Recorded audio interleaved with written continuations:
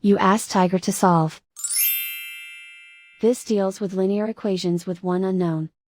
The final result is x equals -10/3. Let's solve it step by step. Simplify the expression. Group like terms. Multiply the coefficients. Expand the parentheses. Simplify the arithmetic. Group like terms. Combine like terms. Group all constants on the right side of the equation. Subtract 180 from both sides. Simplify the arithmetic.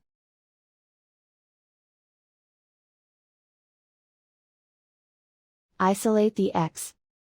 Divide both sides by 54. Simplify the fraction.